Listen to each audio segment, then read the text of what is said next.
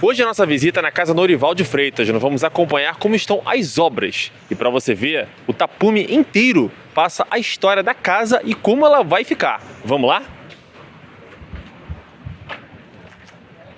O prédio serve de lembrança do passado do centro de Niterói. Na época da construção, a cidade era a capital do estado do Rio de Janeiro. Muitos intelectuais da época viviam na cidade e a elite do estado se reunia nessa casa, a convite do próprio Norival de Freitas. Norival de Freitas foi um político muito respeitado durante a República Velha, conhecido por agregar políticos e o respeito que tinha de vereadores, prefeitos e deputados. Seu prestígio acabou com o começo da ditadura de Getúlio Vargas, onde foi perseguido até ser forçado a se mudar para o interior do estado durante a Era Vargas. Manteve uma coluna política no diário A Batalha. Hoje vemos como a casa foi afetada pela falta de manutenção e cuidado apropriado. Marcas do incêndio de 1984 e as raízes de um ipê que ficava no topo da casa são os maiores responsáveis pelos danos que a casa sofreu. Durante o período que a casa foi invadida por pessoas em situação de rua, diversos bens do local sumiram, mas durante a obra foram encontrados alguns objetos durante escavações.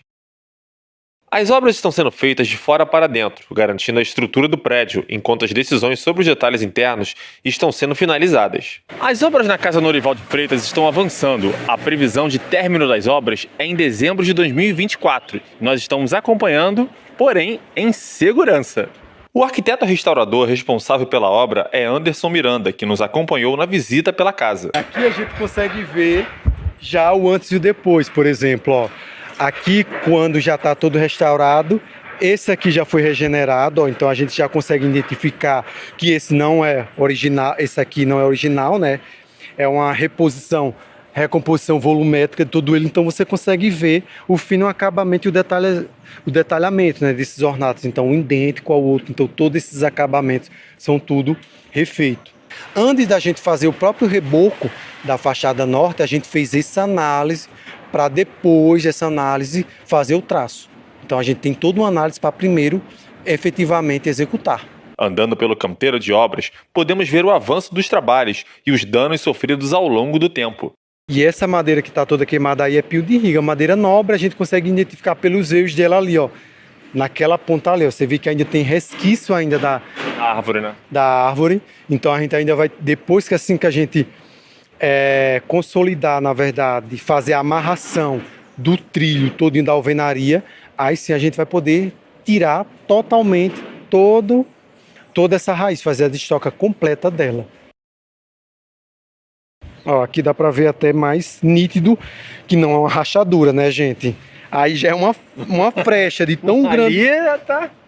É uma rachadura imensa. Que foi causado pela árvore. Que foi causado também pela árvore. Então ela fez esse grande deslocamento aí, a gente consegue visualizar. A gente está a uma altura aí de 16 metros de altura e a gente ainda consegue visualizar ainda os resquícios que tem em todo ele. Acho que recebe os intempéries da Bahia, né? Então, e a gente não fez absolutamente nada nesse aqui. Então a gente consegue ver o dano, né? A fachada está bem danificada, né? Bem danificada. Esfarelando, até o tijolo já está realmente indo embora mesmo. Olha, ele na verdade ele está se deteriorando fácil já, né? Porque a gente fez o teste, por exemplo, de resistência dele, ele suportou até 10 MPa. Para ele ser um tijolo, por exemplo, de estrutural, ele precisa de 17,8 MPa, então ele não passa. Para quem não sabe, o que seria o 17,8 MPa? Seria um teste propício e adequado para fazer a reconstrução da alvenaria. Cada etapa do processo envolve diversos especialistas, pesquisas e consenso da INEPAC e da EMUSA. É preciso de um grande cuidado numa obra dessa, para não criar um falso histórico. E nas réplicas a gente tem 5 tipos. Uma delas nós temos essa aqui da co-irmã São Gonçalo, aqui vizinho. Então nós temos de São Gonçalo, um tipo dela que foi utilizada no incêndio de 1988. E temos umas outras aqui também, nessa aqui de Itu, de Porto da Pedra, né, de Venda das Pedras aqui também, aqui do Rio de Janeiro. Então temos esses 2 tipos, além de mais 3. O processo de restauração é meticuloso. Cada parte da casa é identificada, catalogada e, se houver necessidade, reproduzida. Agora a gente está entrando no espaço, por exemplo, que é todo destinado aos materiais que estão em processo de restauro.